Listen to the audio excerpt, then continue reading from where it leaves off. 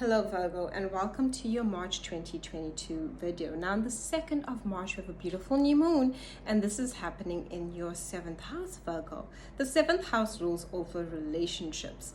Now this is very good for you because it brings in new relationships, whether it's a love relationship, friendships, business relationships, and it also brings in a new energy to existing relationships.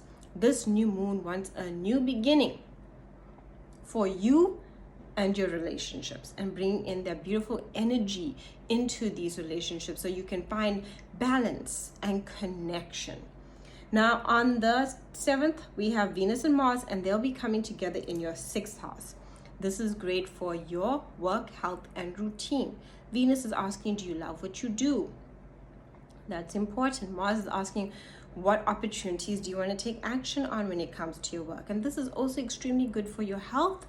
Anything that you need to change, if you want to make any changes, you'll have good effects with this, as well as if you want to also be of service to others.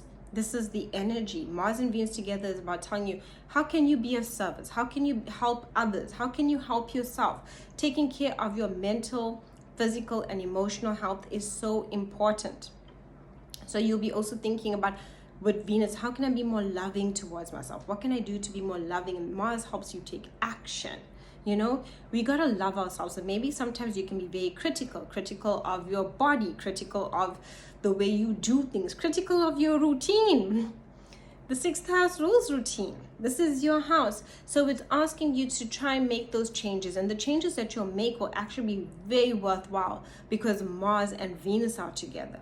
They are in balance. Those two planets are like the lovers, right? They are the lovers, the planetary lovers. So them coming together gives us the balance to take action on the appropriate things that we need to. And the fact that it's happening in your 6th house means any health changes you want to make, you can. You'll also be feeling a lot healthier too with Mars there. It gives you energy, physical energy to take on the things that you need to take on. So definitely do it. And if you need to make any adjustments, listen to yourself and love yourself enough to do it.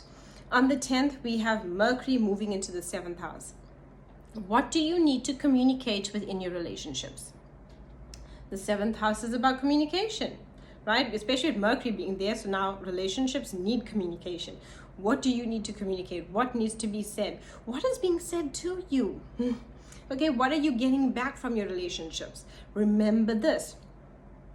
You are a very practical sign and a very logical sign because you are ruled by Mercury. You are an earth sign. But when it comes to relationships, it's asking you to maybe not be as critical. You know, try and be more compassionate, because with Mercury being in the 7th house, it's telling you be compassionate in relationships, be understanding, and make sure that you also are receiving compassion too when being spoken to in your relationships. On the 18th, we have a full moon, and this is happening in your 1st house. Now, you've been dealing a lot with relationships throughout the month. So full moon in your 1st house is asking you, what have you been neglecting? It'll be shining light because it's a full moon in your sign, Virgo. So it's telling you, what do you need to release? What's holding you back? What is stopping any connections with people? What do you need to change?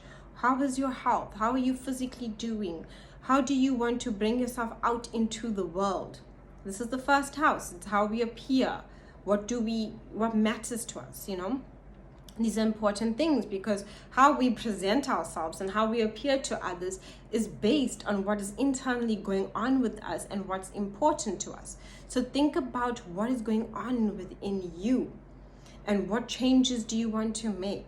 What boundaries do you want to set? It's the 1st house. So it's like, where are the boundaries between myself and others? Where's the balance between myself and others? And that is so important.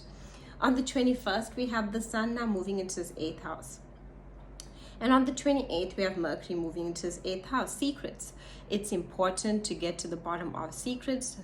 That's what the 8th house is about. Anything hidden comes to light, especially with the sun being there, definitely shows us. And anything about yourself. What is hidden within you? If we hide things, we cannot be vulnerable. And the 8th house always asks us to be more vulnerable, so we can become more intimate, so we can deepen our connections. But when we hide parts of ourselves, We basically don't give people the opportunity to truly get to know us.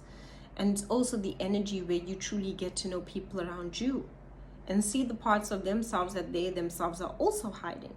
So that's a beautiful energy there. It's also great for investments.